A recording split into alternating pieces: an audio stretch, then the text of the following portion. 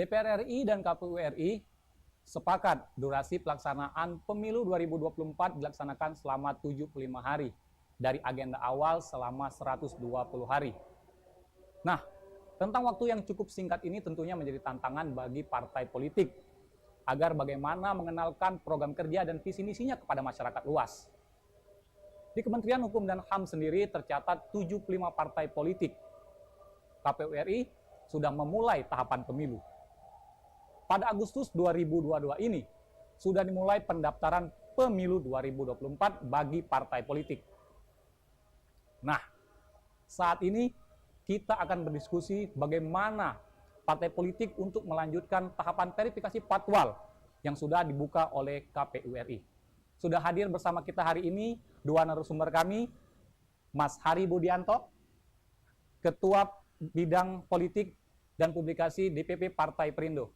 Apa kabar, Mas Heri? Alhamdulillah, baik. Ini sapaannya Mas Heri Budianto, Mas Heri? Herbut sering dipanggil. Herbut sering dipanggil. Oke, baik. Dan yang kedua juga narasumber kita tidak kalah luar biasa. Ini senior saya, seorang jurnalis perempuan, dan sekarang menjabat sebagai Ketua Juru Bicara DPP Partai Perindo. Mbak Ike Juliasti, apa kabar? Ya, koreksi dikit ya, Ketua Program Bidang Head of Media Center.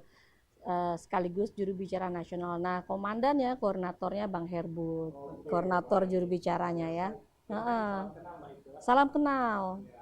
Sebelum saya mulai bertanya ini, saya ingin mengucapkan selamat dulu kepada Partai Perindo yang kemarin sudah dinyatakan oleh KPU bahwa sudah lolos pemberkasan. Nah, tentunya ini menjadi salah satu tantangan lebih lanjutan nih. Saya pengen dulu bertanya sama Mas Herbut ya. Mas Herbut, seperti apa setelah ini tahapan verifikasi patwal yang dilakukan oleh Partai Perindo dalam menyongsong pemilu Pilpres Pileg 2024 mendatang? Ya, terima kasih. Seperti kita ketahui bahwa tahapan pemilu sudah dimulai oleh KPU RI, dan untuk menjadi peserta pemilu di pemilu 2024 itu ada 13 tahapan yang harus dilalui oleh partai politik, termasuk kami dari Partai Persatuan Indonesia atau Partai Perindo. Nah, kemarin ya, pada tanggal 1 Agustus, kami merupakan partai yang mendaftar di hari pertama. Dan kita datang, Ketua Umum berserta jajaran, sudah mendaftarkan diri ke KPU RI, dan pada siang hari setelah melalui proses verifikasi administrasi, Partai Perindo dinyatakan lolos administrasi tahap pertama. Masih ada 12 tahap. Sampai nanti pada tanggal 14 Desember akan ada pengesahan nomor urut oleh KPU, dan tentu kami Partai Perindo sangat siap ya menghadapi tahapan itu. Nah, perlu kami sampaikan kepada seluruh masyarakat di Sumatera Selatan bahwa tahapan yang dilakukan oleh Partai Perindo untuk maju sebagai peserta pemilu itu sudah jauh-jauh hari disiapkan. Sebagai partai yang kami sudah pernah ikut gelaran pemilu tahun 2019, dan di Sumatera Selatan ini kami mendapatkan 20 kursi, ya, termasuk juga di provinsi di Sumatera Selatan itu ada 3 kursi, dan 17 itu tersebar di kabupaten kota yang ada se-Sumatera Selatan. Nah, persiapan tahapan daripada verifikasi KPU ini jauh-jauh hari sudah kami siapkan. Kami membentuk tim ya, yang dikepalai oleh Sekjen dan Wakil Sekjen, lalu kemudian seluruh DPW termasuk saya yang ditunjuk untuk menjadi koordinator verifikasi faktual secara nasional. Saya memegang 4 provinsi. 4 provinsi ya, Sumatera Selatan, ya, Bengkulu, Jambi, dan Lampung. Jadi 4 ya. Ini adalah Sumatera Selatan adalah provinsi yang sangat siap ya untuk menghadapi verifikasi, mulai dari verifikasi administrasi sampai nanti ke verifikasi faktual. Harapan kita tentu ya di Sumatera Selatan kita dinyatakan lolos ya dan memenuhi syarat ya. Dan seperti saya sampaikan tadi bahwa seluruh jajaran DPP kami ya sesuai dengan arahan Ketua Umum Pak Haritanu Sudibyo dan juga jajaran DPW yang dikomandoi oleh Pak Februar Rahman ya, ini sangat siap menghadapi gelaran KPU ini mulai dari tahapan pendaftaran sampai nanti kami sangat siap dalam memenangkan pemilu. Optimismenya ini seperti apa nih, Bang? Ya, tentu sebuah partai politik memiliki target target. Kami memiliki target 60 kursi untuk DPR RI dan seluruh kabupaten kota yang ada di Sumatera Selatan kita mentargetkan harus harus masuk. Artinya begini, kalau sebelumnya kami tidak mendapatkan kursi, misalnya di kota Palembang, maka kami mentargetkan di pemilu 2024 harus dapat kursi. Misalnya kami ada 1 kursi di Musi Banyu Asin, maka targetnya kami harus mendapatkan 1 fraksi, minimal 3. Ya, misalnya kami dapat 1 fraksi, 3 kursi misalnya di Kabupaten 4 Lawang, maka kami harus mendapatkan pada 2024 itu minimal 5 kursi, sehingga kami bisa menjadi unsur pimpinan di sana. Nah, target-target ini dibuat tentu bukan tanpa alasan. Begitu siapnya Partai Perindo secara nasional maupun di tingkat Sumatera Selatan, ini adalah satu modal besar bagi kami untuk memenangkan kontestasi pemilu. Nah, kita tahu bahwa pemilu 2024 ini adalah pemilu serentak, sama dengan pemilu pada tahun 2019. Tapi yang harus diingat adalah untuk kemenangan di 2024 dalam gelaran pemilu 14 Februari 2024 itu nanti akan dilanjutkan dengan gelaran pilkada serentak pada bulan November tahun yang sama. Nah, sehingga tiket pilkada itu nanti akan ditentukan dari hasil pemilu 2024. Oke, baik. Saya pengen bertanya sama Mbak Ike ini. Mbak Ike ini lebih akrab dipanggil Mbak Ike Soeharjo. Mbak Ike, ini sebagai juru bicara Mbak Ike, ini seperti apa strategi dalam perekrutan calon-calon kader-kader dari Partai Perindo ini sendiri di Sumatera Selatan khususnya? Banyak cara ya, salah satunya bagaimana kita merekrut caleg-caleg yang berkualitas. Tadi sebelumnya kita juga merekrut kader-kader yang berkualitas itu seperti apa. Tentunya tidak hanya sembarangan kader, siapapun bisa menjadi kader. Tapi untuk masuk di Partai Perindo tentunya kan harus ada kualifikasi.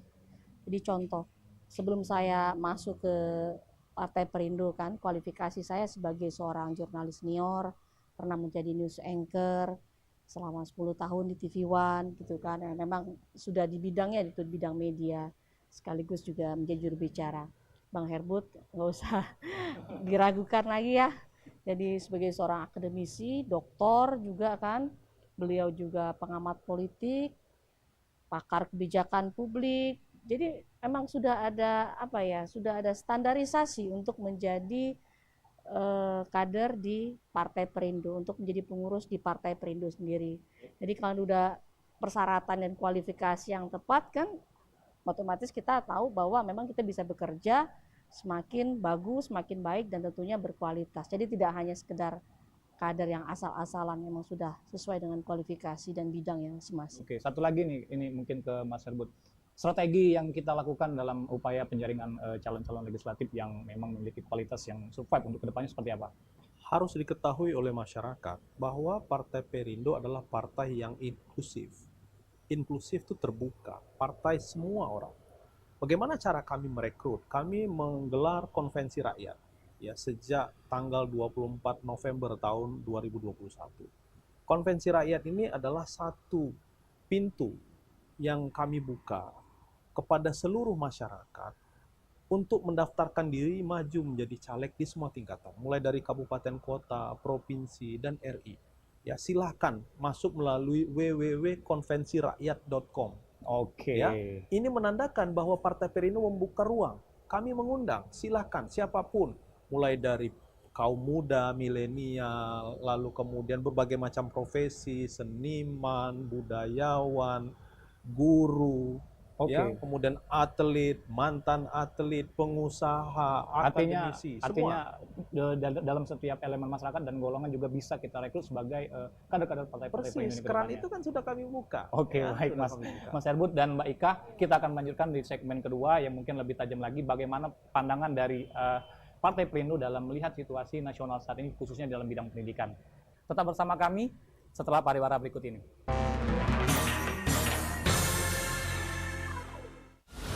Menyoroti kecurangan, PTS ini bukan soal korupsi. Itu ditemukan, itu fakta yang ditemukan di lapangan. menyuarakan keadilan, melarikan diri melalui sungai. Wilayah tidak tersentuh oleh negara. laporan mendalam dan eksklusif. Sumber kekayaan. Saya akan tunjukkan kepada Anda. Mario Dandi, rebutan perempuan, gimana Ken? AB Plus setiap minggu pukul 8 pagi di iNews.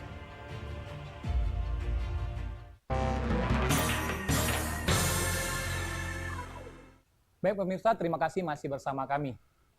Masih dengan Ketua DPP Bidang Politik dan Kebijakan Publik sekaligus Koordinator Juru Bicara Nasional DPP Partai Perindo dengan Mas Heri Budianto. Mas Heri, menyambung tadi bahwa ada pembentukan juru bicara nasional. Ini seberapa penting adanya juru bicara nasional dari DPP Partai Perindo ini sendiri? Juru bicara itu sangat penting untuk menyampaikan visi, misi, garis politik, program Partai Perindo kepada masyarakat. Artinya apa? Peran daripada juru bicara itu adalah membawa pesan politik partai kepada masyarakat. Nah, ketika masyarakat mengetahui bagaimana perjuangan dari Partai Perindo, apa yang dilaksanakan, garis yang diperjuangkan apa, ya, kita memperjuangkan Indonesia sejahtera, itu harus disampaikan kepada masyarakat. Nah, itulah peran daripada juru bicara. Nah, saya sebagai koordinator nasional ini sudah banyak melaksanakan kegiatan-kegiatan di seluruh provinsi. Ya, di Perindo itu DPW, ya, DPW provinsi, untuk melahirkan para juru bicara di tingkat wilayah dan daerah, provinsi dan kabupaten kota. Tujuannya untuk apa? Semakin nanti para kader-kader ini memiliki skill, mereka bagaimana bisa menyampaikan melalui media mainstream, radio, TV, bisa mampu membuat rilis untuk media cetak, media online, dan juga mengelola media sosial. Ini sangat penting. Apakah ada banyak juru bicara nasional yang kita siapkan? Saat ini di DPP itu ada 10 juru bicara sesuai dengan bidang. Saya bidang politik, Mbak Ike bidang perempuan dan anak, ya. Juga ada yang lain, ya. Ada bidang hukum, ada bidang sosial, ada bidang keagamaan dan seterusnya. Ke Mbak Ike mungkin. Mbak Ike, seperti apa tantangan yang Mbak Ike rasakan dalam upaya mensosialisasikan program kerja, visi dan misi partai ini sehingga bisa diterima oleh masyarakat secara luas? Ya, kalau tantangan bagaimana begini. Jadi begini, kalau kita mengikuti perkembangan zaman kan sekarang ini sudah digital ya semuanya itu ya. Apalagi kita tahu di pemilu 2024 lebih dari 60% pemilih itu adalah generasi Z dan generasi milenial.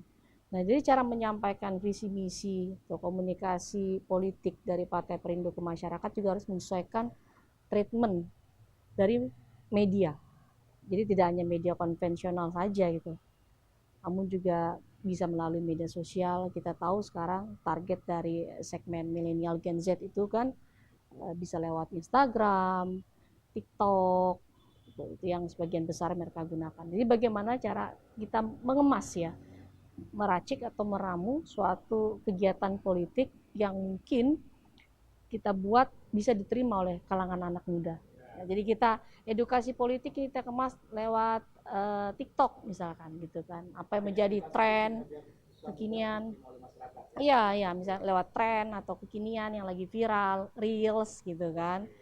Terus pesan misalkan kita lihat treatment di Facebook yang notabene memang hampir lapisan masyarakat di daerah ini menggunakan Facebook.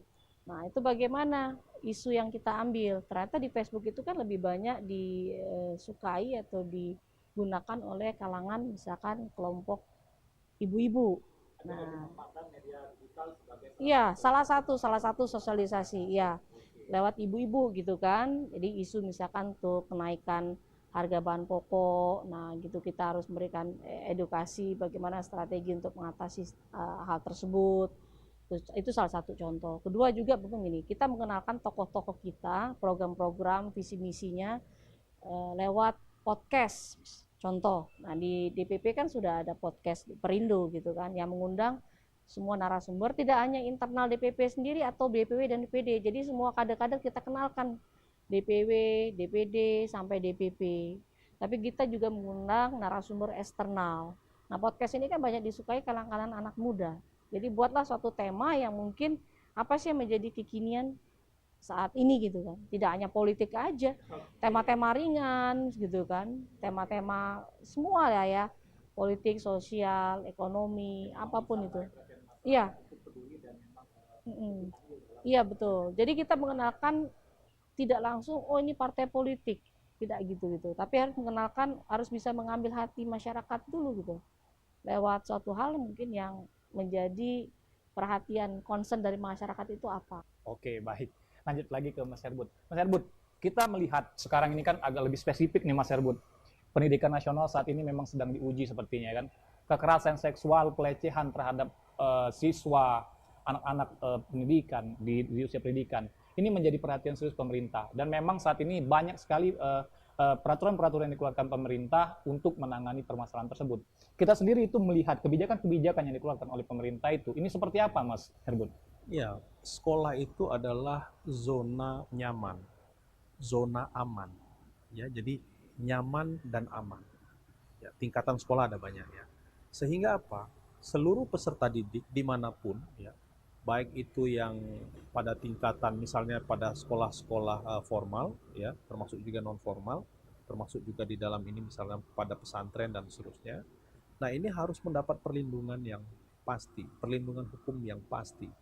Sehingga apa? Perangkat-perangkat yang melindungi daripada peserta didik itu betul-betul harus ditegakkan. Bagaimana dengan kebijakan yang telah dikeluarkan pemerintah terhadap kepedulian tersebut? Ya, dari aspek itu kan sudah clear sebenarnya ya.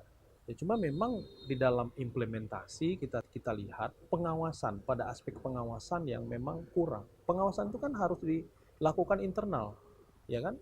Tidak mungkin pemerintah secara spesifik ya mereka melakukan pengawasan day to day terhadap seluruh lembaga-lembaga penyelenggara pendidikan. Maka pengawasan internal itu yang harus dilakukan. Artinya pengawasan internal perlu ditingkatkan. Betul, ya. Kemudian aturan yang terhadap peserta didik di sekolah ini juga menjadi konsentrasi, ya. Saya sambil contoh misalnya ya, kalau ada ya indikasi terhadap perilaku-perilaku kekerasan di sekolah, maka pimpinan lembaga sekolah tersebut harus tegas gitu dan harus memberhentikan gitu ya yang pelaku ini gitu dan memberikan perlindungan maksimal kepada korban. Baru kemudian nanti kan kalau masuk ranah hukum maka penegakan hukum yang harus dilakukan terhadap itu. Terhadap misalnya kasus-kasus tersebut ya. Jangan sampai ya yang kita takutkan adalah misalnya lembaga pendidikan ini memberikan perlindungan seperti yang kita tahu ya, yang sempat heboh beberapa waktu yang lalu misalnya memberikan perlindungan terhadap pelaku. Nah, kalau ini terjadi ya tentu saya kira nanti akan berakibat fatal ya. Apa akibat fatalnya?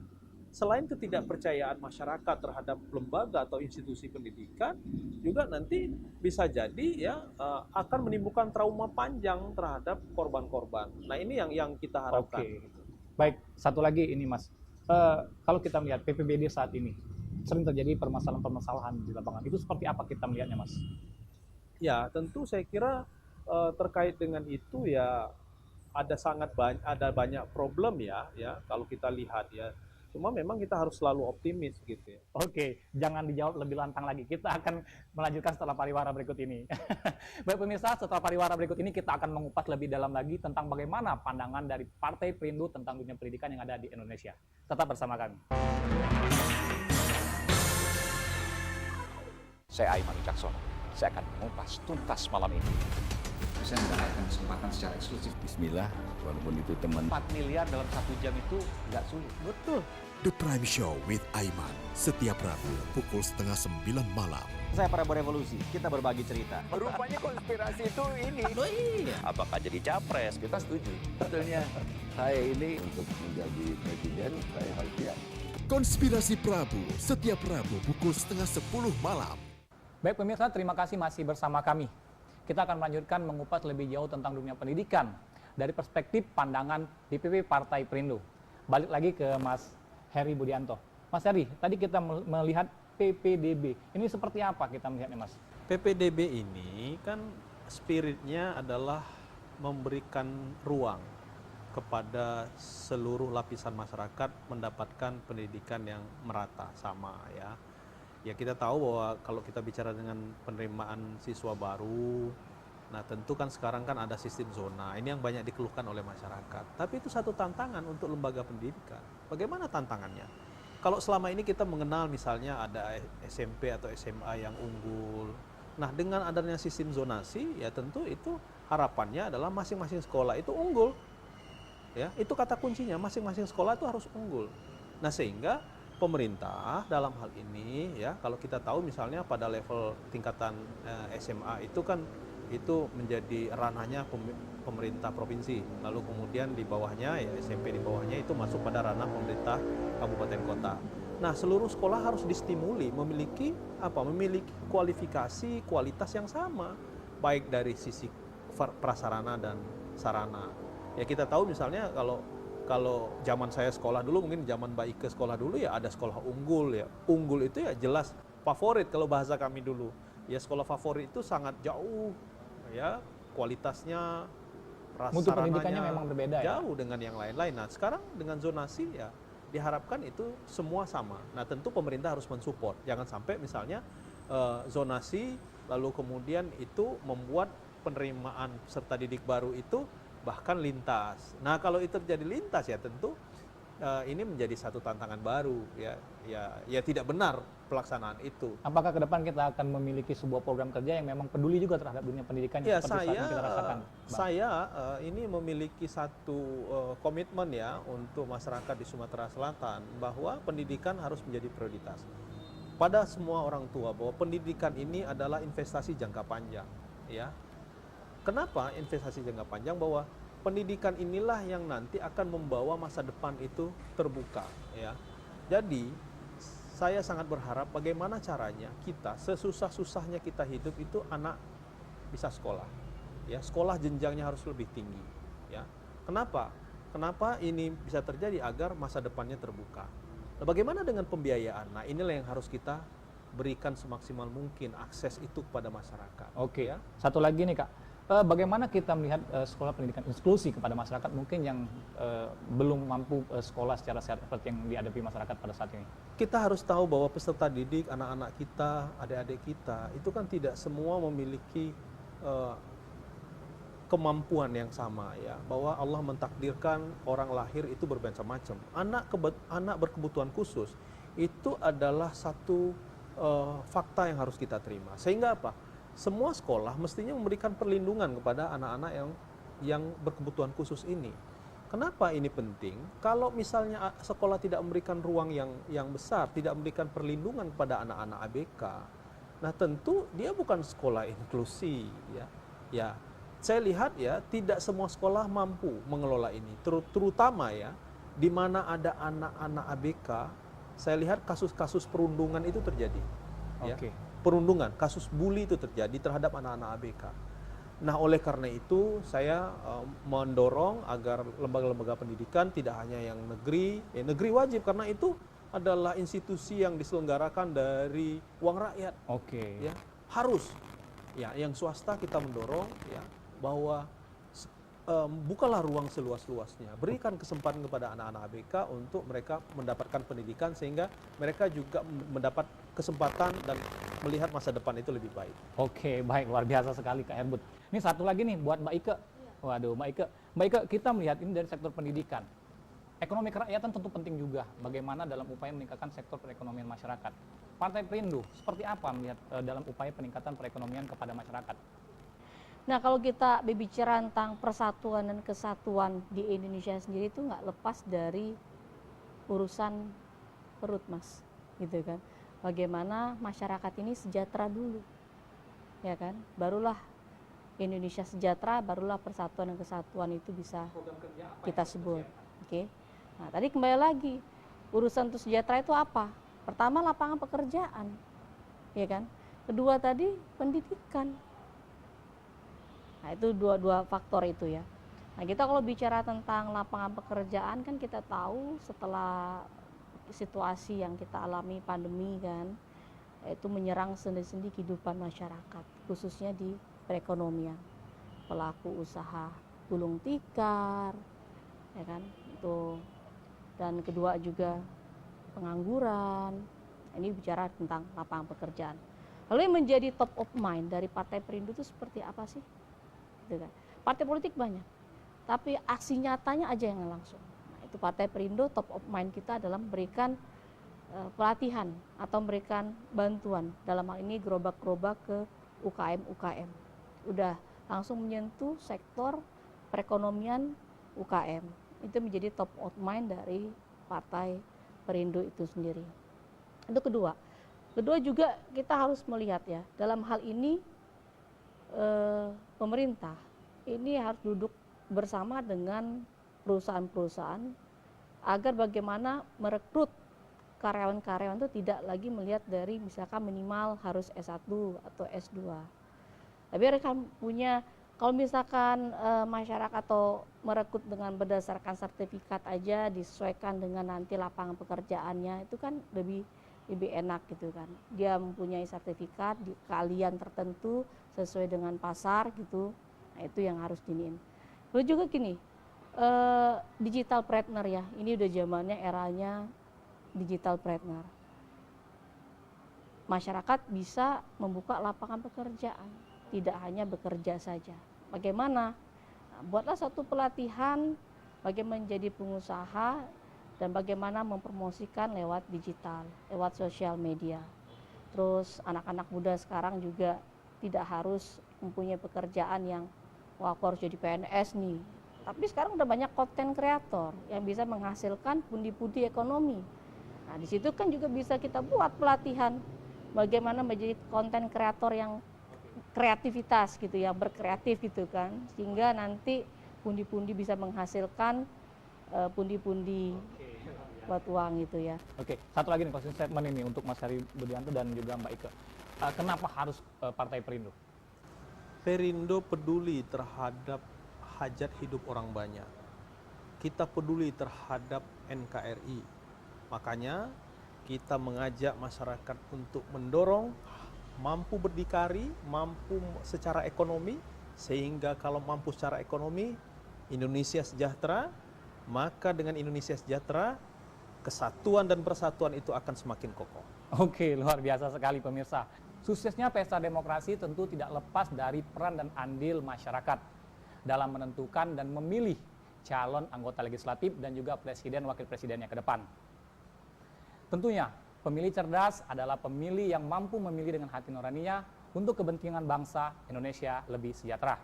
Saya Riza Palepi dan Mas Heri Budianto selaku Ketua DPP Bidang Politik, Hukum, dan Kebijakan Publik, serta Mbak Ike Juliasti sebagai juru bicara DPP Partai Perindo. Terima kasih dan sampai jumpa lagi di obrolan kita selanjutnya. Oke,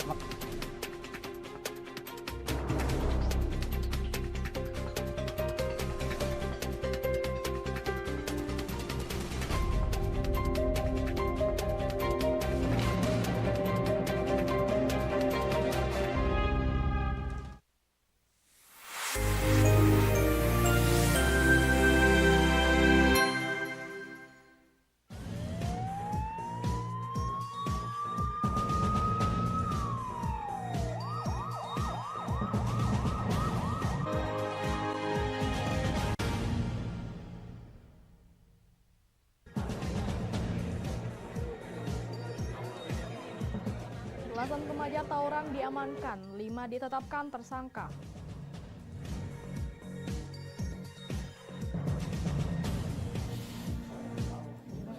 Viral Viral video santri sebut dibakar teman sendiri.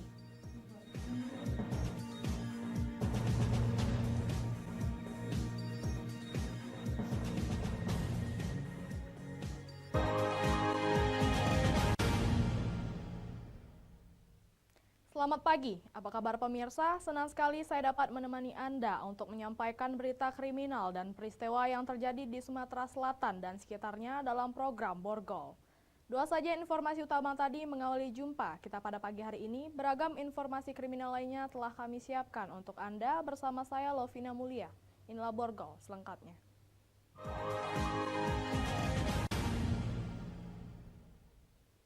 Satreskrim Polrestabes Palembang mengamankan belasan remaja tawuran yang menewaskan korbannya di Jalan Soekarno-Hatta, Palembang. Dari belasan pelaku tersebut, 5 diantaranya menjadi tersangka.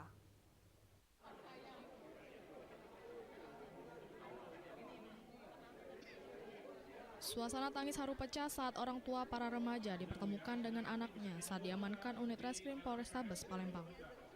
Para belasan remaja ini diamankan petugas lantaran terlibat aksi tawuran di Jalan Soekarno-Hatta, Kecamatan Ilir Barat 1, Palembang yang mengakibatkan seorang remaja tewas di lokasi kejadian. Dari tangan para remaja tersebut, petugas mengamankan sejumlah barang bukti senjata tajam jenis celurit yang digunakan pelaku untuk menghabisi nyawa korbannya, KS 20 tahun. Dari 17 tersangka tersebut, 5 diantaranya ditetapkan polisi sebagai tersangka yakni MI 17 tahun, GA 16 tahun, AR 14 tahun, FF 14 tahun, dan FR 16 tahun. Untuk kelima pelaku tersebut akan diproses secara hukum pidana, sementara untuk 12 remaja lainnya akan dilakukan pembinaan oleh Dinas Sosial Sumatera Selatan. Peristiwa pidana yang mengakibatkan 1 orang meninggal dunia dan 2 luka berat, sementara 2 orang juga kita tetapkan sebagai tersangka karena ikut membantu, turut serta membantu menyiapkan sarana dan prasarananya. Dan 1 lagi tersangka kita tetapkan terkait tentang penguasaan senjata tajam. Dari Palembang, Muhammad David, iNews melaporkan. Hari Sabtu subuh. Alvis, pemuda berusia 20 tahun, nekat menusuk leher wanita yang dikencaninya hingga meregang nyawa di kamar kos korban. Pelaku nekat menikam leher korban lantaran cekcok permasalahan transaksi pembayaran uang jasa kencan. Satreskrim Polsek Lawang Kidul, Polres Muara Enim menangkap Alvis Juni Agung Pratama, pemuda 20 tahun yang membunuh korban bernama Yesi, wanita berusia 31 tahun di kamar kos korban di kawasan Jalan Simpang Waras, lingkungan Mandala, Kelurahan Tanjung Enim. Mendapatkan laporan ada mayat yang ditemukan di dalam kamar kos dari tetangga korban, tim Reskrim Polsek Lawang Kidul langsung melakukan penyelidikan. Berselang 1,5 jam, pelaku ditangkap di pinggir jalan tak jauh dari kediamannya. Kapolsek Lawang Kidul menerangkan kalau tindak kejahatan ini berawal dari pelaku Alvis menghubungi korban Yesi melalui aplikasi. Setelah sepakat, akhirnya mereka berdua bertemu di kos milik korban dan melakukan kencan. Setelah 2 kali melakukan kencan, korban meminta uang jasa sebesar 700.000 kepada pelaku karena pelaku hanya memiliki uang sebesar 500.000. Terjadilah cekcok mulut antar mereka. Kesal atas kelakuan korban, pelaku langsung memukul korban dan menusukkan senjata tajam ke leher korban dan langsung meninggalkan korban di kamar dengan kondisi tak bernyawa lagi. Sementara untuk motif pelaku dan korban terjadi perselisihan paham setelah mereka melakukan hubungan badan. Tetapi pelaku tidak bisa memenuhi permintaan korban berupa uang yang telah disepakati. Polisi juga menyita barang bukti berupa 1 bilah senjata tajam, 2 unit handphone, pakaian korban dan pelaku, serta 1 unit motor Scoopy. Dari Muara Enim, Edwin Sasatria, iNews melaporkan. Sempat menjadi daftar pencarian orang selama 2 tahun, kakak beradik pelaku pembunuhan di Desa Teluk Agung, Kecamatan Mekakau, Ilir pada 2021 silam akhirnya ditangkap. Selama pelarian, rupanya mereka sengaja mengganti nama supaya tidak diketahui petugas. Kedua pelaku bernama Prabowo beserta adik kandungnya Handoyo yang hanya bersembunyi di wilayah Oku Selatan dan tidak melarikan diri ke daerah lain. Namun persembunyian mereka cukup lancar karena mereka memasukkan identitas aslinya. Prabowo berganti nama menjadi Rian Jaya, sementara adiknya Handoyo menjadi Rehan Saputra. Dengan identitas baru ini, mereka juga bisa mendapat pekerjaan dan melanjutkan hidup seperti biasa dalam kesehariannya. Saat buron Prabowo alias Rian bekerja sebagai buruh di Desa Negeri Cahya, Kecamatan Buai Sandang Aji, Oku Selatan, sedangkan Handoyo alias Rehan menetap di Tanjung Kemala bekerja sebagai buruh. Namun penyamaran mereka berakhir ketika polisi mengadakan razia senjata tajam. Saat itu petugas hanya melakukan razia biasa dan mendapati Prabowo alias Rian membawa senjata tajam. Rian pun diamankan. Setelah diperiksa barulah diketahui ternyata dia adalah Prabowo, pelaku pembunuhan pada Juli 2021 lalu. Pada saat malam Sabtu ada kegiatan SOC dan melaksanakan razia di depan Polres. Kemudian salah satu dari tersangka yang berinisial P itu tertangkap pada saat razia membawa senjata tajam. Kemudian ada anggota yang mengenali bahwa dari nama tersebut adalah merupakan salah satu pelaku pada saat penganiayaan yang terjadi di tahun 2021. Sebelumnya pembunuhan yang dilakukan Handoyo dan Prabowo berawal dari penganiayaan. Peristiwa itu terjadi di sebuah warung bakso di Desa Teluk Agung, Kecamatan Mekakau Ilir, Oku Selatan pada 1 Juli 2021 lalu. Dengan korbannya berinisial LS, 17 tahun yang mengalami luka tusuk di bagian dada dan leher sebelah kanan. Menurut Hardan, penganiayaan itu sendiri dipicu oleh motif asmara. Istri Handoyo dulu pernah dipacari korban. Diduga cemburu, korban pun cekcok dengan pelaku Handoyo di warung bakso tersebut, lalu korban menarik dan memukul Handoyo. Prabowo yang melihat kejadian itu tidak terima dan langsung menusukkan pisau ke arah korban. Dari Oku Selatan, Teddy Hendrawan, iNews melaporkan. Viral video santri sebut dibakar teman sendiri. Informasinya saat lagi.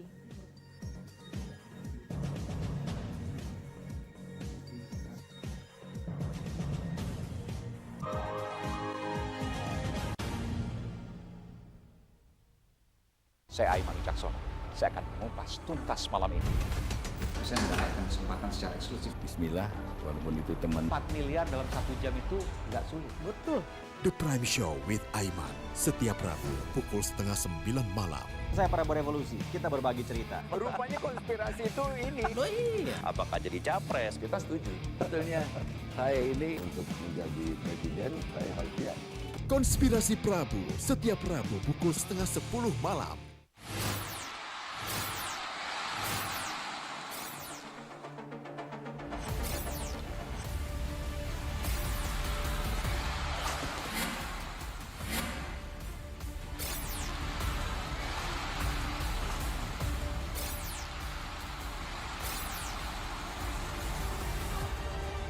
BWF European Tour 2023 live iNews, new home of badminton. Tuduhan saya menerima 27 miliar. Dia menghina saya, mencaci maki saya. Hukum di negeri ini yang kalau nggak dikawal Legal berkedok rumah Kasus mega korupsi dipicu terkait masalah. Jangan bilang Anda tidak tahu, karena kami sudah memberitahukannya. iNews File, Sabtu dan Minggu, pukul 9 pagi. Hai, namaku Grini. Grini mau ajak teman-teman untuk menjaga bumi kita tercinta dari kerusakan.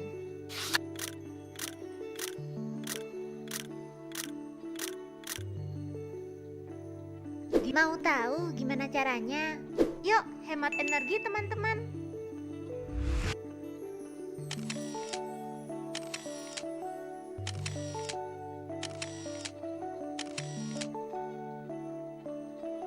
Kurangi penggunaan plastik sekali pakai. Terus mainan kita kalau udah nggak dipakai, sumbang ke teman lain yang membutuhkan. Bisa kan teman-teman?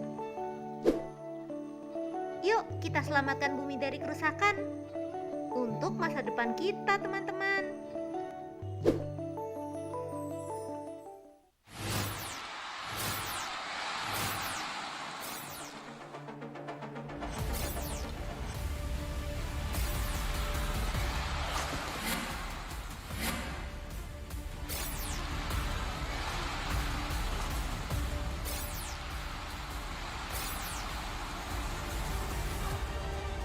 BWF European Tour 2023 live iNews, new home of badminton.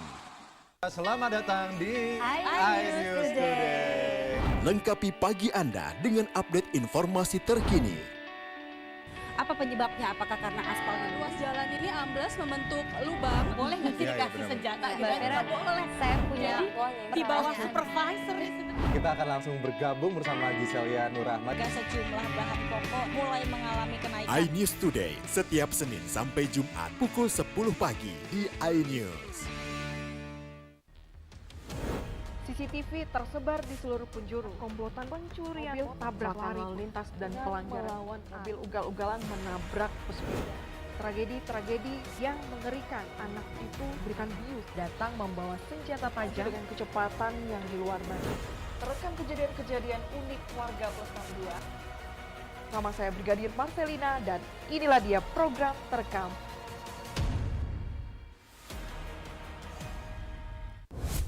Kompilasi seputar keunikan, keajaiban, dan hal-hal menarik di berbagai belahan dunia.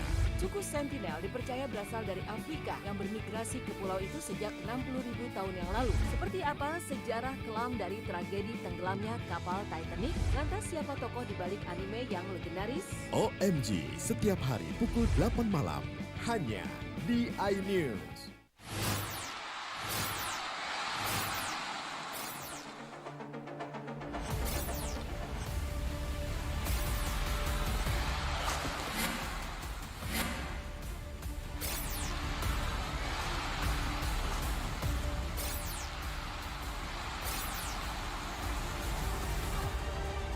BWF European Tour 2023 live iNews, new home of badminton. Hadir menemani pagi Anda dengan sajian informasi unik dan menarik. Wallaby hutan yang merupakan hewan asli Papua Nugini. Dari Jepang disebut sebagai kariraisu. Menghadirkan bintang tamu yang menginspirasi. Campuran apa ini? Ini lemon. Oh, lemon. Lemon kita peres. Itu harus dipotongin dengan dekat bagian mata. Kalau nggak Morning dipotong, Update, Senin sampai Jumat pukul 7 pagi di iNews.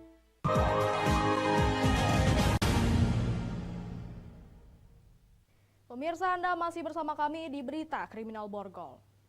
Viral di media sosial, seorang santri mengaku dibakar oleh teman sekamarnya saat sedang tidur. Kejadian itu terjadi di salah satu pondok pesantren, Jalan Sematang Borang, Sako, Palembang.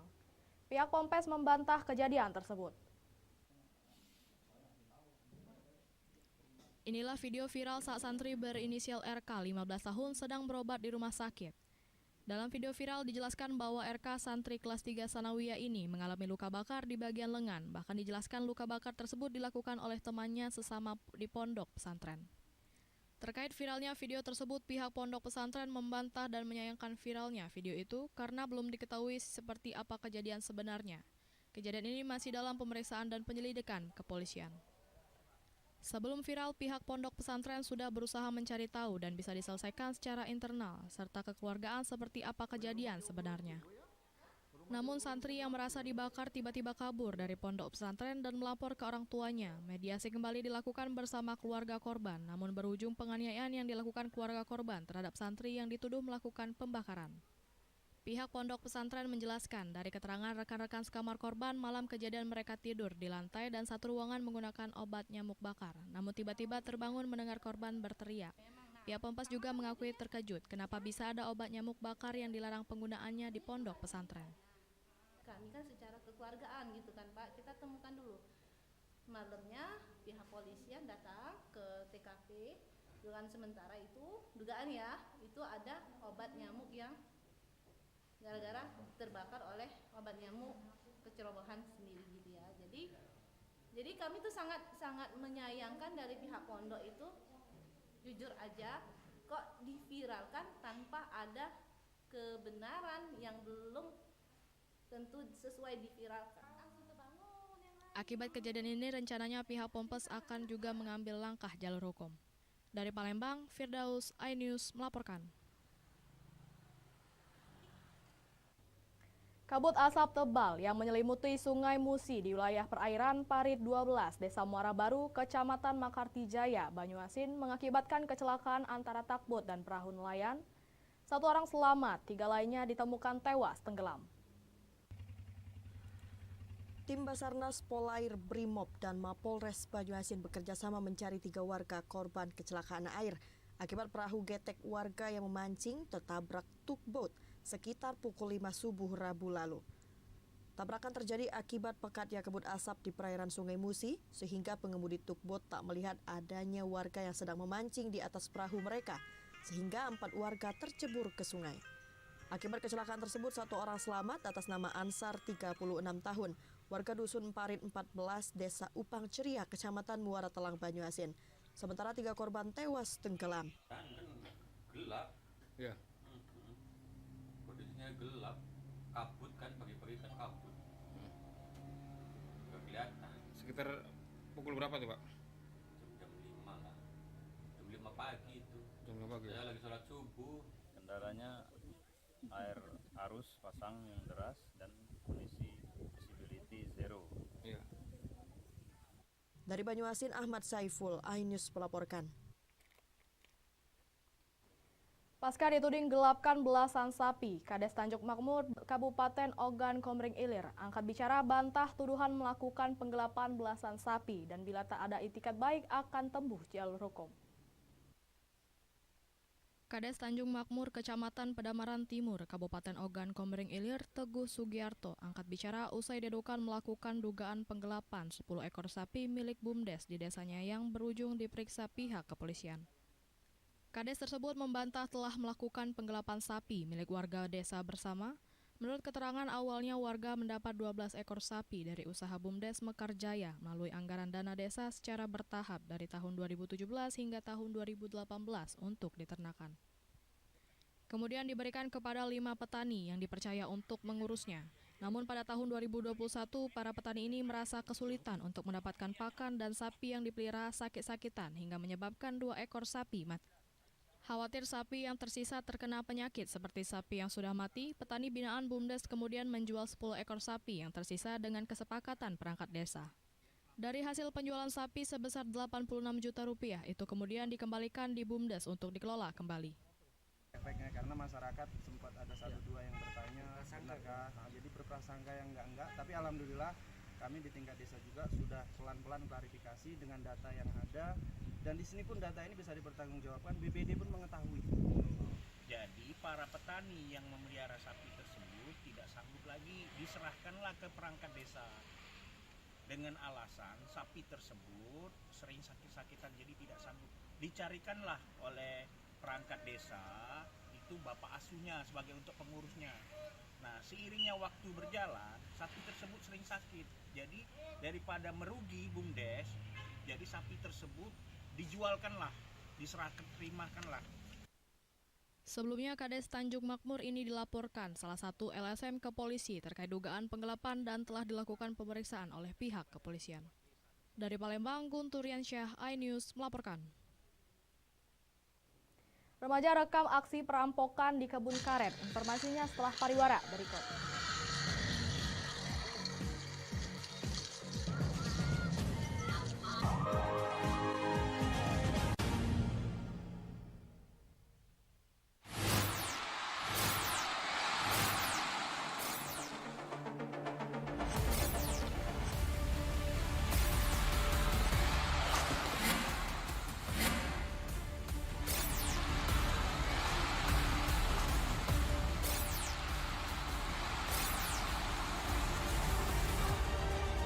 BWF European Tour 2023 live iNews, new home of badminton. Menyoroti kecurangan. PTS ini bukan soal korupsi. Itu ditemukan, itu fakta yang ditemukan di lapangan. Menyuarakan keadilan. Melarikan diri melalui sungai. Wilayah tidak tersentuh oleh negara. Laporan mendalam dan eksklusif. Saya akan tunjukkan kepada Anda. Mario Dandi, rebutan perempuan, gimana Ken? AB Plus setiap minggu pukul 8 pagi di iNews. Hai, namaku Grini. Grini mau ajak teman-teman untuk menjaga bumi kita tercinta dari kerusakan.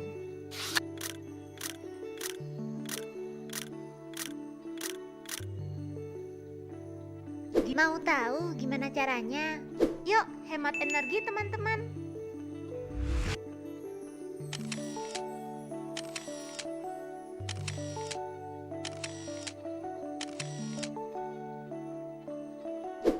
Kurangi penggunaan plastik sekali pakai. Terus mainan kita kalau udah nggak dipakai, sumbang ke teman lain yang membutuhkan. Bisa kan teman-teman? Yuk kita selamatkan bumi dari kerusakan untuk masa depan kita teman-teman.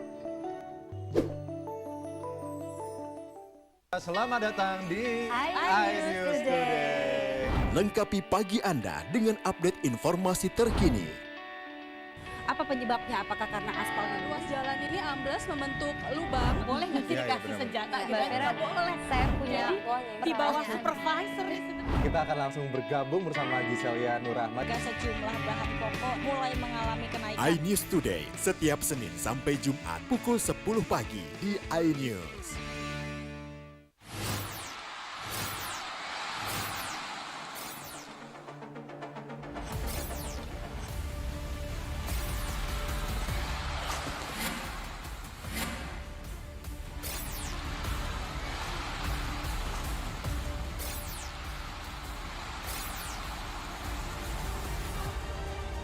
BWF European Tour 2023 live iNews, new home of badminton. Hadir menemani pagi Anda dengan sajian informasi unik dan menarik. Wallaby hutan yang merupakan hewan asli Papua Nugini dari Jepang disebut sebagai kariraisu. Menghadirkan bintang tamu yang menginspirasi. Campuran apa ini? Ini lemon. Oh lemon, iya. Kita peras. Itu harus dipotongin dengan dekat bagian mata. Kalau nggak Morning dipotong, Update Senin sampai Jumat pukul 7 pagi di iNews. Kompilasi seputar keunikan, keajaiban, dan hal-hal menarik di berbagai belahan dunia. Suku Sentinel dipercaya berasal dari Afrika yang bermigrasi ke pulau itu sejak 60.000 tahun yang lalu. Seperti apa sejarah kelam dari tragedi tenggelamnya kapal Titanic? Lantas siapa tokoh di balik anime yang legendaris? OMG setiap hari pukul 8 malam hanya di iNews. CCTV tersebar di seluruh penjuru. Komplotan pencurian mobil, tabrak lari lintas dan pelanggaran. Melawan mobil ugal-ugalan menabrak pesepeda. Tragedi-tragedi yang mengerikan. Anak itu berikan bius datang membawa senjata tajam dengan kecepatan yang di luar batas. Terekam kejadian-kejadian unik warga plus 62. Nama saya Brigadir Marcelina dan inilah dia program terekam.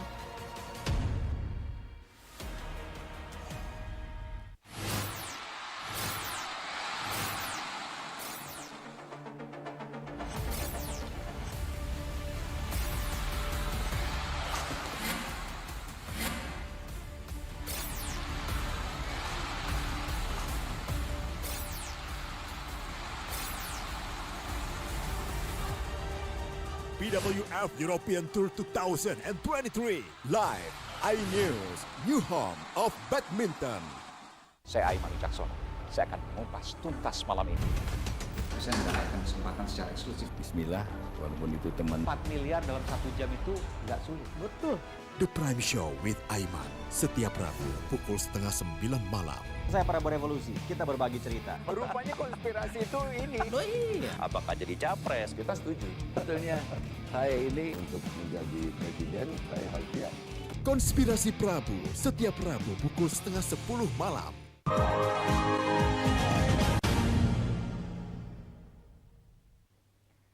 Pemirsa, Anda masih bersama kami di Berita Kriminal Borgol.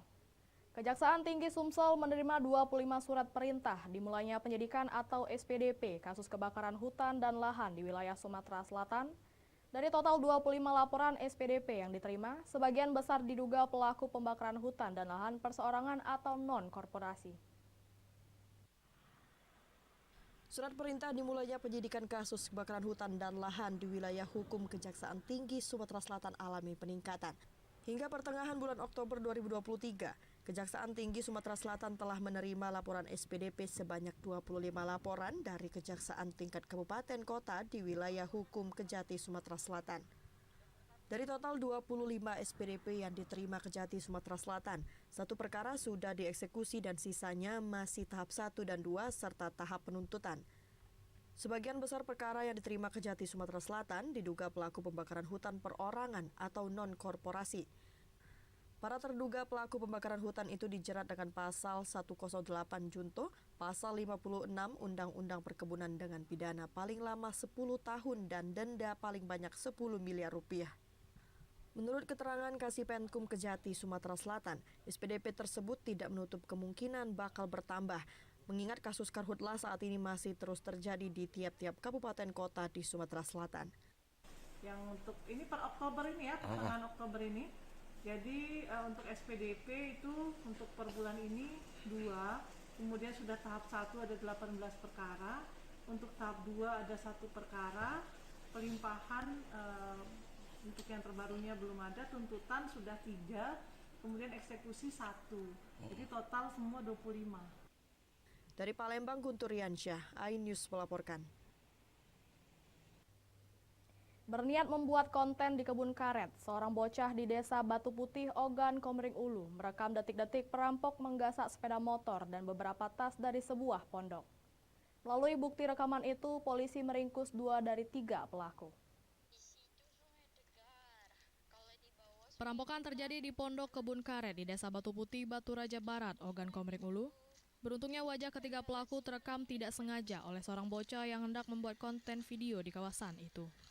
Dalam video yang sempat beredar di media sosial itu, ketiga pelaku dengan santainya membawa hasil rampokan berupa 1 unit sepeda motor dan tas ransel. 2 hari setelah kejadian, tim Singa Ogan Satreskrim Polres Oku menangkap 2 dari 3 pelaku di desa. Salah satu pelaku desa Tihang, Kecamatan Lengkiti. Pelaku diketahui bernama Rian Hidayat, warga desa Tihang, dan Mugianto, warga desa Gedung Pakuan, Kecamatan Lengkiti. Sementara 1 pelaku yang telah diketahui identitasnya masih buron. Berdasarkan pengakuan pelaku, jika korban yang sedang sendirian di dalam pondok disekap dan diikat oleh para pelaku.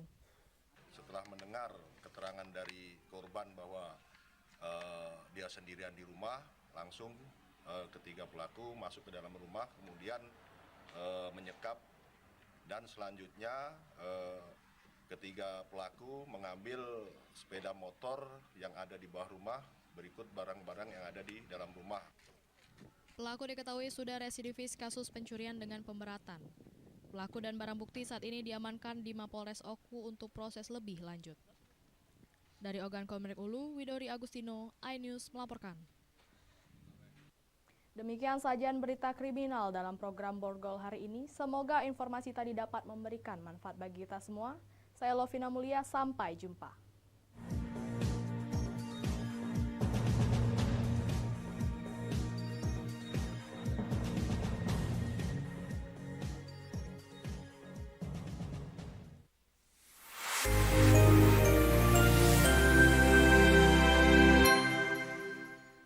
Selamat datang di iNews Today. Lengkapi pagi Anda dengan update informasi terkini. Apa penyebabnya? Apakah karena aspal ruas jalan ini amblas membentuk lubang? Boleh nggak sih dikasih senjata? Nggak boleh. Saya punya di bawah supervisor. Kita akan langsung bergabung bersama Giselia Nurahmat. Sejumlah bahan pokok mulai mengalami kenaikan. iNews Today setiap Senin sampai Jumat pukul 10 pagi di iNews. Hadir menemani pagi Anda dengan sajian informasi unik dan menarik. Wallaby hutan yang merupakan hewan asli Papua Nugini. Dari Jepang disebut sebagai kare raisu. Menghadirkan bintang tamu yang menginspirasi. Campuran apa ini? Ini lemon. Oh lemon, iya. Kita peras, itu harus dipotongin dengan dekat bagian mata. Kalau nggak Morning Update, Senin sampai Jumat pukul 7 pagi di iNews.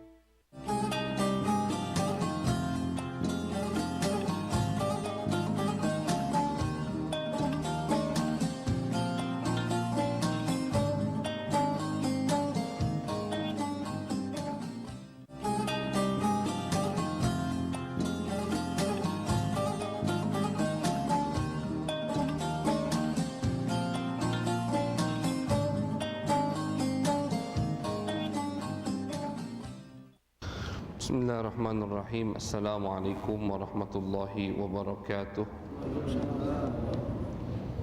Al-Fatihah ila ruhi habibina wa syafi'ina sayyidina Rasulillah sallallahu alaihi wasallam wa alihi wa ashabihi wa azwajihi wa ikhwanihi minal anbiya wal mursalin. Thumma ila arwah masyayikhina wa liman lahu haqqun alaina, khususan muallifu hadzal kitab al-Imam At-Tirmidzi wa syarihuhu ولمن له حق علينا بأن الله يغفر لهم ويرحمهم ويعلي درجاتهم في الجنة وينفعنا بأسرارهم وأنوارهم وعلومهم وبركاتهم في الدين والدنيا والآخرة بسر الفاتحة. أعوذ بالله من الشيطان الرجيم. بسم الله الرحمن الرحيم. الحمد لله رب العالمين الرحمن الرحيم مالك يوم الدين إياك نعبد وإياك نستعين اهدنا الصراط المستقيم صراط الذين أنعمت عليهم غير المغضوب عليهم ولا الضالين آمين.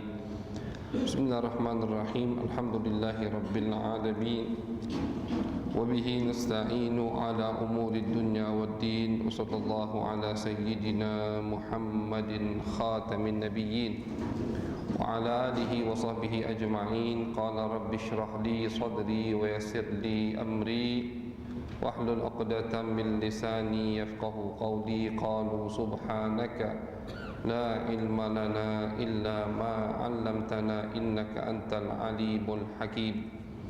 اللهم صل على سيدنا محمد الفاتح لما أغلق والخاتم لما سبق ناصر الحق بالحق والهادي إلى صراطك المستقيم وعلى آله حق قدره ومقداره العظيم. أما بعد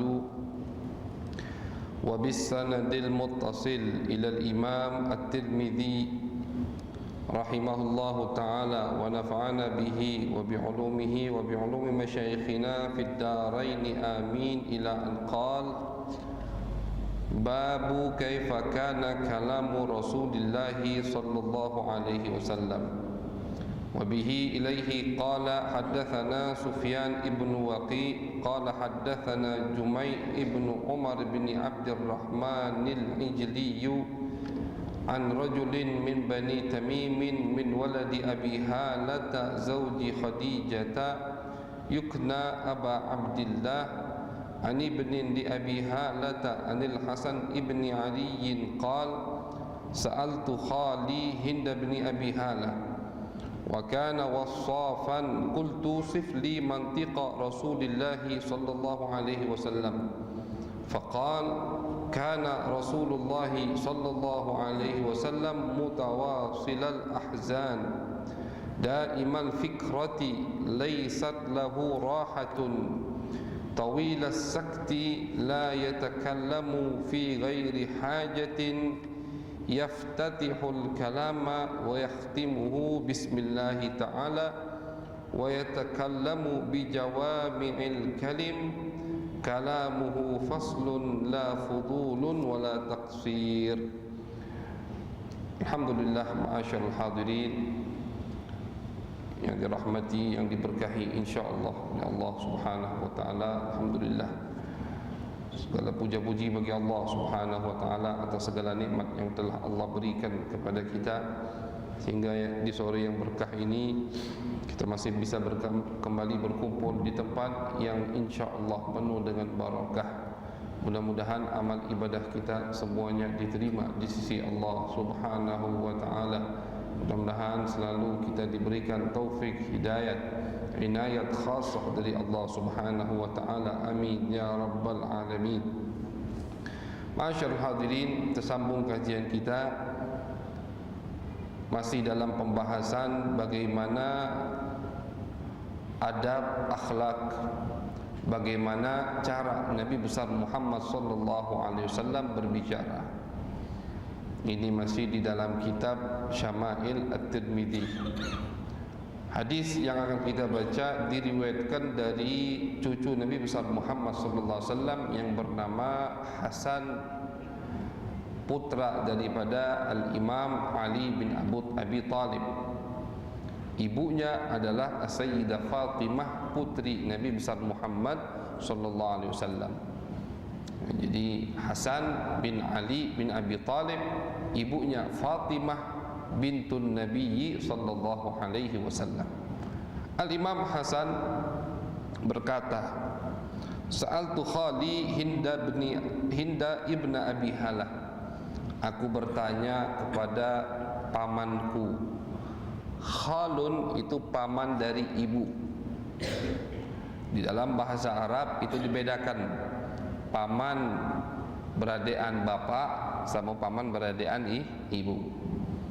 Kalau saudara bapak itu namanya ammun kalau laki-laki, panggilannya ami. Kalau bahasa kita di Palembang kan ammi. Untuk perempuan ammatun, itu saudara atau saudari bapak. Tapi kalau saudara dan saudari ibu, khalun, paman dari ibu, itu bahasa Arabnya khalun. Kalau perempuan khalatun, bibi, bibi dari saudari ibu kita, panggilannya khalatun, khalun atau khalatun. Ini kata Imam Hasan bin Abi Thalib mengatakan, aku bertanya kepada paman dari ibuku yang bernama Hindun. Hindun itu termasuk nama yang bisa atau yang digunakan oleh orang Arab terdahulu untuk laki-laki dan perempuan. Jadi ada beberapa nama, beberapa kalimat nama bisa digunakan untuk laki-laki, bisa digunakan untuk perempuan. Nama Ahmad itu tidak ada kecuali untuk laki-laki, lanang pasti Ahmad, Muhammad. Fatimah, Khadijah itu pasti perempuan. Ada beberapa nama ini di zaman sahabat sudah ada, di zaman Nabi. Ada laki-lakinya, ada perempuannya. Seperti apa? Seperti Hindun ini. Hindun yang kita kaji atau kita dengar hadisnya di bab sekarang ini itu adalah laki-laki. Hindun namanya. Ada juga sahabat perempuan yang namanya Hindun. Ada. Contoh lain, Talhatun. Talha. Talha itu bisa untuk laki-laki, bisa untuk perempuan. Di zaman Nabi ada Talha bin Ubaidillah, sahabat yang hebat, termasuk sahabat yang dekat dengan Nabi besar Muhammad SAW. Namanya Talha, laki-laki. Bisa juga untuk perempuan. Banyak sekarang perempuan yang namanya Talha.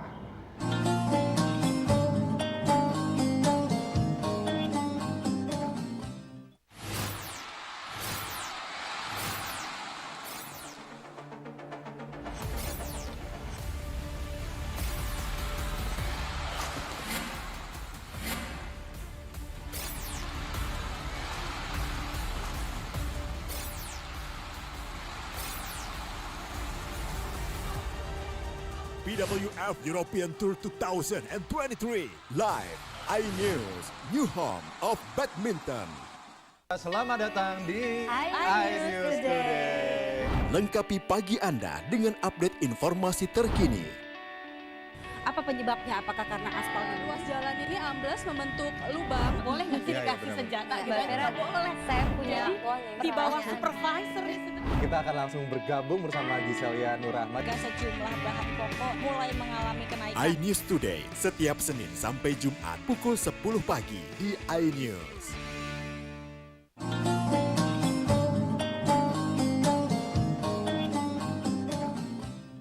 Tolong, sifat jadi yang ditanya sama beliau ini bukan postur tubuhnya saja. Ini hadis potongan dari hadis pertama.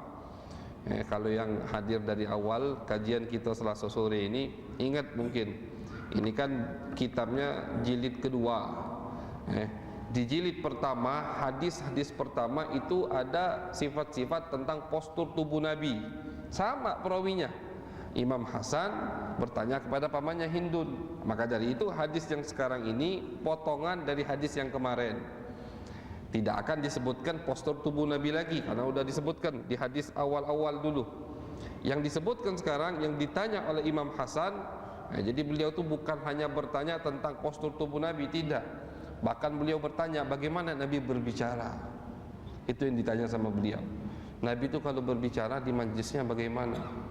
Nabi itu kalau diam tidak sedang berbicara bagaimana? Itu yang ditanyakan oleh Imam Hasan bin Ali bin Abi Thalib. Faqal, maka dijawab oleh pamannya, kana Rasulullah sallallahu alaihi wasallam mutawasilal ahzan daimal fikrati. Kata beliau, Nabi besar Muhammad sallallahu alaihi wasallam, Hindun yang menjawab, mutawasilal ahzan, orangnya selalu sedih. Arti selalu sedih di sini bukan artinya beliau itu cemberut terus, dah. Arti selalu sedih di sini selalu beliau merasakan rasa takut kepada Allah Subhanahu wa taala. Tapi muka Nabi hasyan basyan. Muka Nabi itu senyum terus. Orang kalau melihat Nabi pasti senyum. Kenapa? Ceria muka Nabi besar Muhammad. Ini ma'asyiral hadirin kedudukan yang paling afdal, keadaan yang paling mulia, bisa menggabungkan antara senyum kepada orang lain tapi dalam dirinya penuh dengan rasa takut kepada Allah Subhanahu wa taala. Wong kalau lagi sedih dapat musibah tapi masih bisa senyum, wah itu kan hebat. Lagi sedih dapat musibah, ketemu sama orang yang baru datang, senyum, ahlan, disambut, senyum, padahal hatinya lagi terbakar. Itu kan yang hebat tuh. Normalnya orang kalau lagi sedih musibah murung, tidak bisa senyum, tidak bisa ramah. Nah, jadi Nabi orang yang paling tinggi kedudukannya di sisi Allah Subhanahu wa taala, maka dari itu maqam beliau maqam yang paling tinggi. Beliau bisa menggabungkan antara senyum di muka untuk umat manusia, tapi hatinya selalu merasa takut kepada Allah Subhanahu wa taala. Karena Allah Subhanahu wa taala mengatakan di dalam Al-Qur'an, innallaha la yuhibbul farihin. Allah itu tidak senang dengan orang yang ketawa terus, penesan terus, bercanda terus, lalai dari Allah Subhanahu wa taala. Seakan-akan hidupnya itu tidak memikirkan yang namanya kematian. Macam-macam dia tidak yakin dia nak mati. Kayak apa? Kayak dia hidup selamanya, senyum terus atau ketawa terus, bercanda terus. Itu Allah tidak suka. Nabi besar Muhammad tidak, hatinya penuh rasa takut kepada Allah Subhanahu wa taala, tapi bukan artinya mukanya cemberut, tidak. Mukanya selalu senyum ketika menghadapi umat sahabat Nabi besar Muhammad sallallahu alaihi wasallam. Daimal fikrati laisat lahu rahatun. Nabi Muhammad ini orangnya selalu bertafakkur. Maka dari itu beliau mengatakan di dalam hadis, tafakkuru sa'ah khairun min ibadati sanah. Kata beliau, ibadah tafakkur itu terkadang lebih baik daripada ibadah 1 tahun. Karena dengan tafakkur itu banyak ibadah-ibadah yang kita dapatkan melebihi dari ibadah zahir. Itu ibadah tafakkur. Misalkan ketika lagi di waktu malam melihat indahnya malam, langit di malam indah, bulan purnama, bintang terang, tafakkur mulai. Timbul rasa kuat, tambah imannya kepada Allah Subhanahu wa taala, itu ibadah. Misalkan tafakkur ketika melihat kehidupan di dunia ini, atau melihat ada orang yang meninggal, tafakkur. Ini manusia atau juga manusia, ini masih muda, belum tahu. Jadi tafakkur, takut dengan kematian. Maka dari itu dalam Al-Quran selalu dianjurkan kita untuk bertafakkur. Afala yatafakkarun, afala yatadabbarun, afala ya'qilun, afala yatadhakkarun. Itu semua anjuran-anjuran dari Allah agar kita selalu bertafakkur. Jadi Nabi besar Muhammad SAW, kalau beliau lagi diam, beliau selalu bertafakkur. Tapi kata Nabi di hadis yang lain, beliau mengatakan, tafakkaru fi khalqillah wa la tatafakkaru fi dzatillah. Kata Nabi, kalau ingin tafakkur, tafakkur kepada makhluk Allah. Yang dipikirkan silakan. Mau mikirkan langit, langit ini dipelajari sama dia, bulan dipelajari, bintang dipelajari, silahkan. Yang mau ditafakkuri sama dia, mau didalami, mau dipelajari tentang laut, misalkan isi laut itu apa, berapa jenis ikan di sana, silahkan kata Nabi. Tidak dilarang oleh syariat. Tapi yang dilarang oleh syariat Islam, jangan sekali-kali kita bertafakkur tentang zat Allah Subhanahu wa taala. Jadi ada beberapa hal yang otak kita pasti tidak akan sampai kepadanya, kata Nabi. secerdas apapun, IQ-nya tinggi setinggi apapun, berapapun tinggi angka IQ-nya, kalau sudah mikiri masalah yang berkaitan dengan zat Allah Subhanahu wa taala, sifat-sifat Allah Subhanahu wa taala, itu tidak akan tembus. Maka dari itu dilarang sama Nabi. Sudah dari awal kata Nabi, tidak usahlah kalian mikirkan masalah yang berkaitan dengan zat Allah. Allah itu bagaimana ya bentuknya? Allah itu sebelum ini di mana? Itu pertanyaan-pertanyaan seperti itu jauhkan dari otak kita, jauhkan dari pikiran kita, karena kalau kita ikuti bakal mentok dan bakal ketemu jawabannya. Takutnya kita nanti jadi zindik, takutnya naudzubillah akidah kita keluar dari akidah Ahlus Sunnah wal Jamaah. Jadi itu bukan bab untuk ditafakuri kata Nabi. Apa yang harus ditafakuri? Amaliyah kita sehari-hari. Tafakuri itu. Dari pagi sampai malam ngapui be tafakuri. Untuk hari esok tafakuri. Begitu. Itu yang dibuka bab tafakur oleh Nabi besar Muhammad sallallahu alaihi wasallam. Tahwilah sakti. Nabi Muhammad sallallahu alaihi wasallam itu lebih banyak diamnya daripada berbicara. Beliau dalam hadis mengatakan man samata naja. Orang yang banyak diam itu pasti lebih selamat.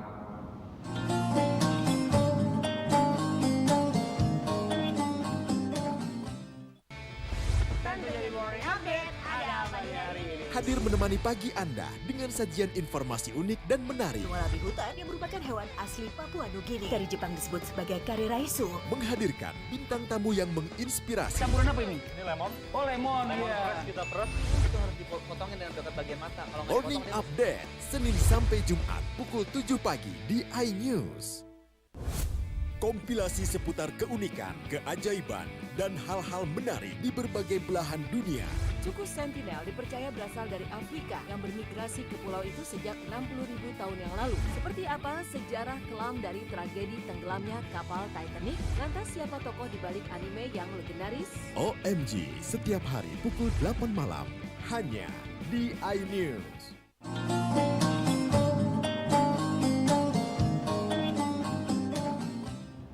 Jadi beda.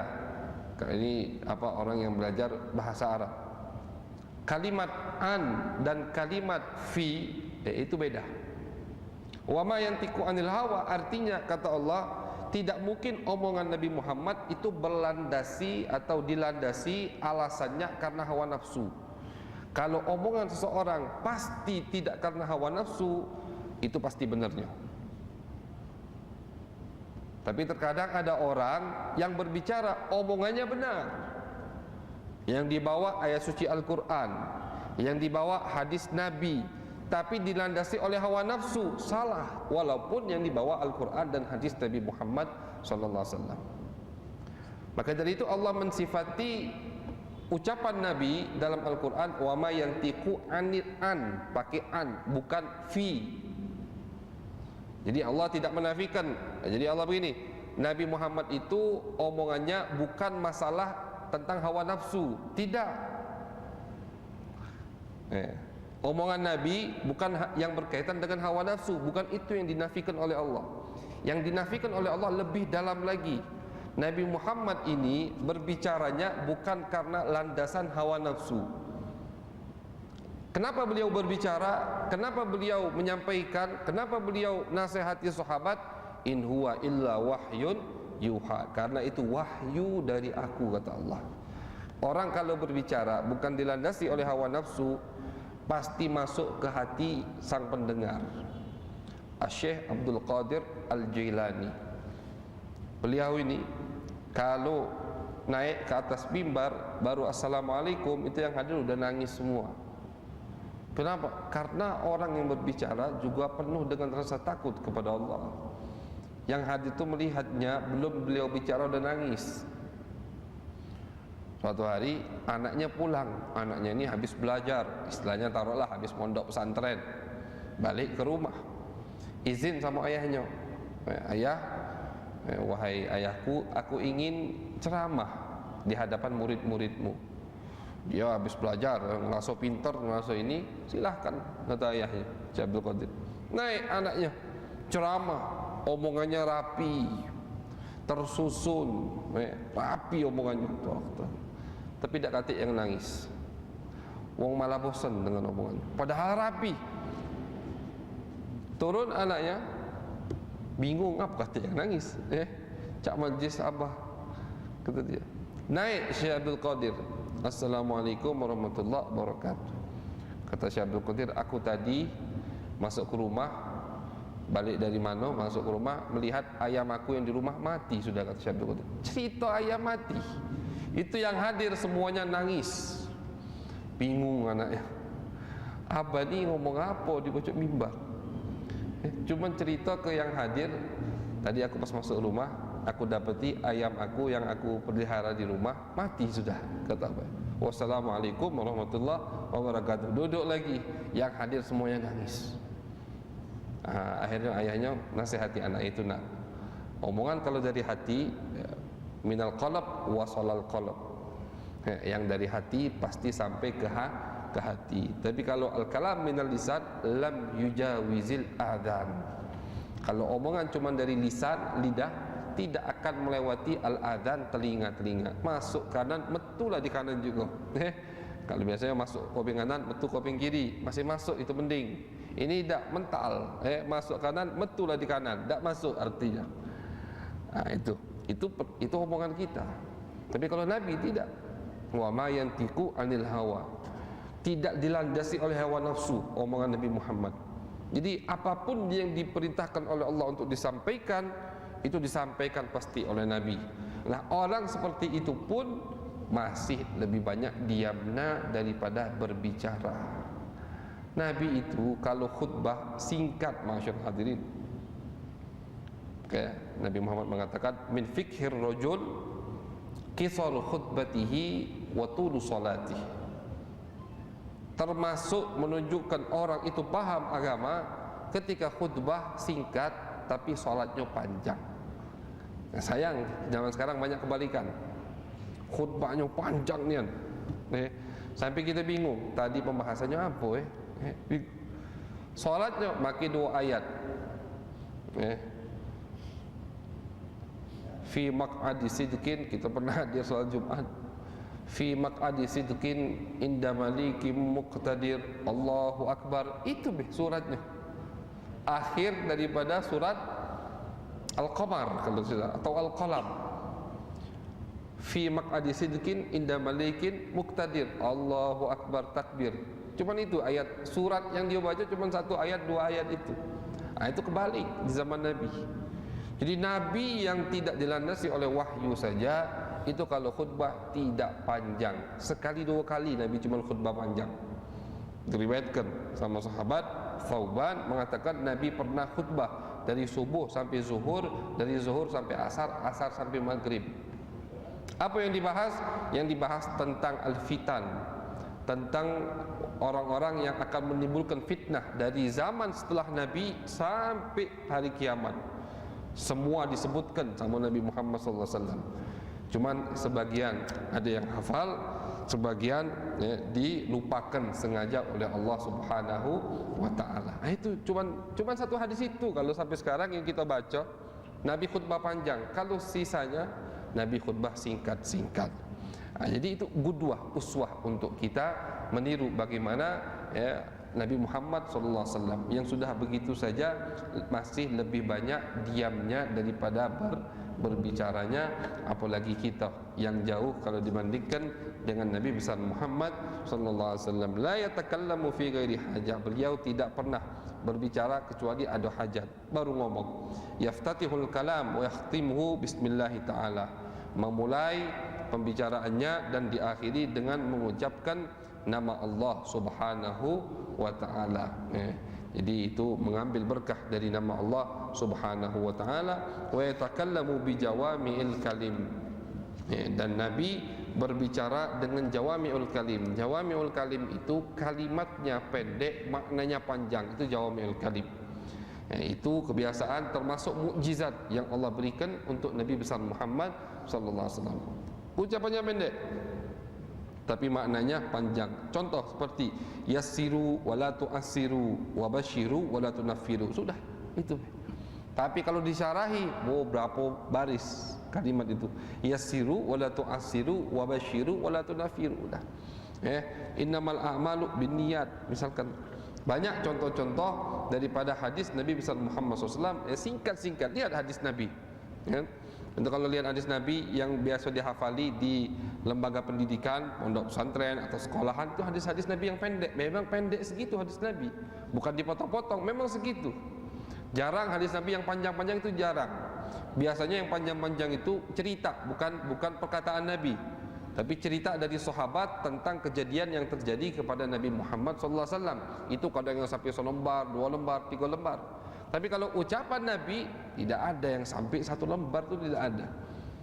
Innamal a'malu binniyat.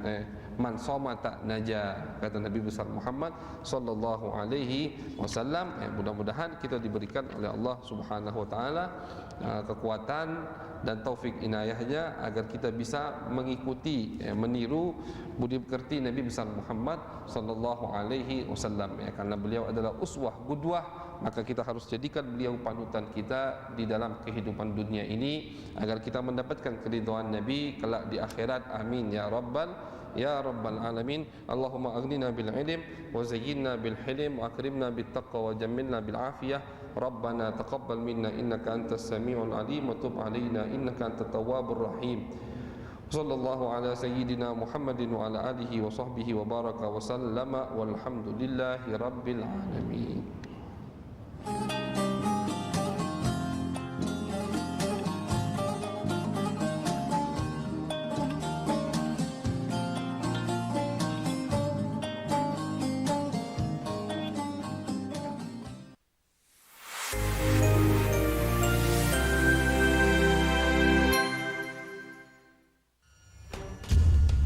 Nuduhan saya menerima 27 miliar. Yang menghina saya, mencaci maki saya.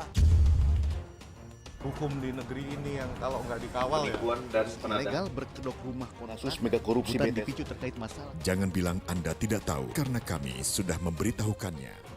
iNews File, Sabtu dan Minggu, pukul 9 pagi. Kompilasi seputar keunikan, keajaiban, dan hal-hal menarik di berbagai belahan dunia. Suku Sentinel dipercaya berasal dari Afrika yang bermigrasi ke pulau itu sejak 60.000 tahun yang lalu. Seperti apa sejarah kelam dari tragedi tenggelamnya kapal Titanic? Lantas siapa tokoh di balik anime yang legendaris? OMG, setiap hari pukul 8 malam, hanya di iNews.